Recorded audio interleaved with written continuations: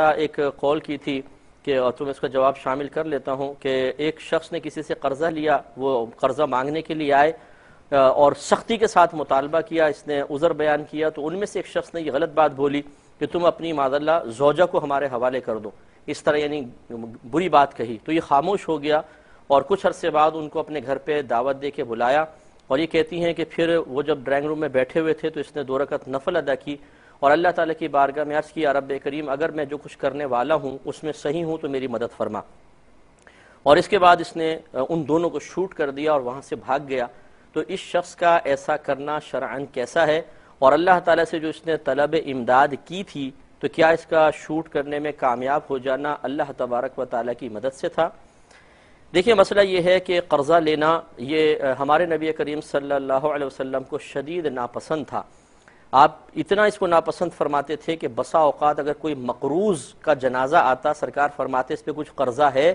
لوگ عرض کرتے یا رسول اللہ صلی اللہ علیہ وسلم جی ہاں ہے، تو آپ فرماتے کہ تم اس کا جنازہ پڑھ دو، میں نہیں پڑھتا ہوں۔ لیکن یہ نہیں تھا کہ آپ معذاللہ اس کو کوئی کافر سمجھ رہے تھے، لیکن یہ اصل میں لوگوں کی نگاہوں میں قرض مانگنے کی قباحت کی طرف اشارہ کرنا ہی مقصود تھا۔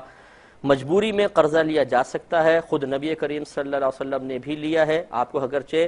ظاہری طور پہ کوئی مجبوری نہیں تھی جواز امت کے لیے، لیکن صحابہ کرام نے باہم قرضہ لیا ہے، اور یہ صحیح ہے بامر مجبوری، لیکن حتی الامکان نہ لیا جائے تو بہتر ہے، کیونکہ اسی طریقے سے قرضہ لینے کے بعد بسا اوقات انسان کو بہت سی باتوں میں ذلت برداشت کرنا پڑتی ہے، اور ہماری شریعت اس بات کو پسند نہیں کرتی کہ ایک مومن اپنے وقار کو اس طریقے سے مجروح کرے۔ تو اس سے وہ ہمارے بھائی اور بہن تھوڑا سا درس حاصل کر لیں، بلکہ پہلے ایک حدیث سن لیں کہ نبی کریم صلی اللہ علیہ وسلم نے ارشاد فرمایا کہ اگر انسان جب شہید ہوتا ہے تو اس کے خون کا پہلا قطرہ زمین پر گرنے سے پہلے ہی اللہ تعالیٰ اس کے تمام گناہوں کی بخشش کر دیتا ہے، اور اس کے اور جنت کے راہ میں اگر رکاوٹ ہے تو صرف قرض ہے، یعنی قرضہ شہید کو بھی جنت میں نہیں جانے دیتا، یعنی اس کی روح جنت میں داخل نہیں ہو سکتی ہے، باہر روک دی جاتی ہے، جسمانی داخلہ تو قیامت کے بعد ہی ہے، یعنی یہ قرضہ اتنی خطرناک چیز ہے۔ تو اس سے ہمارے وہ بھائی اور بہن ذرا درس حاصل کریں جو چھوٹی چھوٹی بات پر بس ہر ایک 10 روپے دینا، ذرا 5 روپے دینا، ذرا یہ تھوڑے پیسے دے دینا، بعد میں ہم آپ کو دے دیں گے، اور اس طرح وہ اپنے آپ کو اتنی ذلت پہ پیش کر چکے ہوتے ہیں کہ بعض لوگ تو دور سے چہرہ دیکھ کر بولتے ہیں یار بھاگ جاؤ پیسے مانگے گا۔ اس قدر مطلب اپنے آپ کو گرا لینا مناسب نہیں ہے، پہلی بات تو یہ۔ دوسرا، یقیناً ان دونوں نے بہت ہی غلط قسم کی بات کہی تھی، اور اس سے ایک غیرت مند آدمی کے خون کا جوش مارنا اس میں کوئی حرج نہیں ہے، بالکل یہ ایک فطری تقاضا ہوتا ہے کہ جب اتنی گری ہوئی اور نیچ بات کہی جائے گی تو لازم بات ہے غیرت مند آدمی کو غصہ تو آئے گا، لیکن دیکھیے ہماری شریعت ہمیں ضبط اور تحمل کی دعوت دیتی ہے، اس کا درس دیتی ہے۔ ہمارے نبی کریم صلی اللہ علیہ وسلم کی شان میں جو کفار نے گستاخیاں کیں، غلط قسم کی باتیں کہیں، وہ اس قسم کے جملوں سے کہیں زیادہ تھیں، اور نبی کریم صلی اللہ علیہ وسلم کو معاذاللہ مجبور نہیں تھے۔ طائف کے میدان میں جب آپ وہاں سے لڑکوں کے پاس سے علیحدہ ہوئے تو پہاڑوں کا فرشتہ آپ کی خدمت میں حاضر ہوا تھا اور عرض کی تھی یا رسول اللہ اگر آپ حکم فرمائیں تو اللہ تعالیٰ ارشاد فرماتا ہے کہ طائف کے پہاڑوں کو ملا کر اس بستی کو تباہ کر دیا جائے، لیکن نبی کریم صلی اللہ علیہ وسلم نے ارشاد فرمایا کہ نہیں، میں اس چیز کو پسند نہیں کرتا ہوں، آج اگر یہ مجھ پر ایمان لے کر نہیں آتے تو مجھے امید ہے کہ ان کی آنے والی نسلیں مجھ پر ایمان لائیں گی۔ تو دیکھیے نبی کریم صلی اللہ علیہ وسلم کے بھی بہت اس طرح کا مطلب آپ کی خدمت میں نازیبا کلمات کہے گئے جس سے آپ کو رنج بھی ہوتا تھا، تکلیف بھی ہوتی تھی۔ اسی طرح صحابہ کرام علیہم الرضوان خصوصاً شروع اسلام میں اس قسم کی باتوں کو نبی کریم صلی اللہ علیہ وسلم کے لیے سن کر بہت جلال میں بھی آتے تھے، خون جوش بھی مارتا تھا،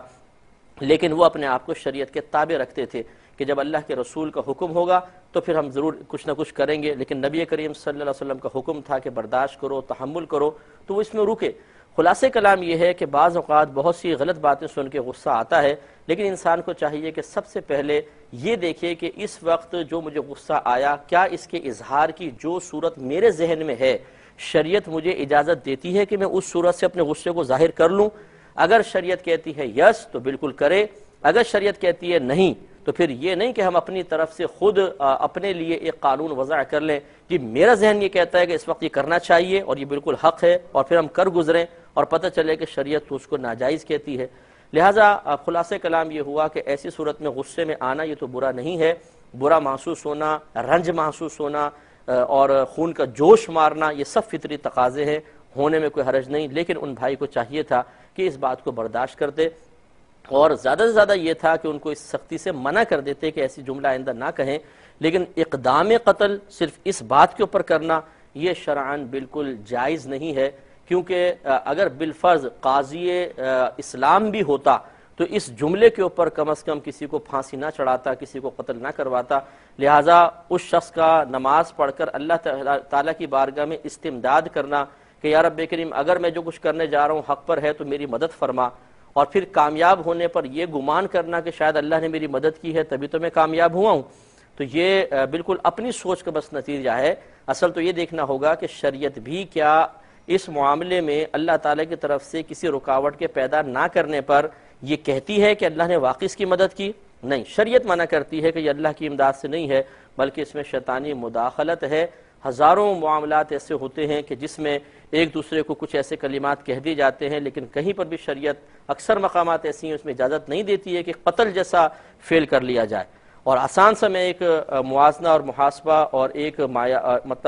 موازنہ کرنے کے لیے آپ کی خدمت میں عرض کر رہا ہوں۔ ایک ہے یہ جملہ جو ان دونوں نے کہا، اور ایک ہے اقدام قتل۔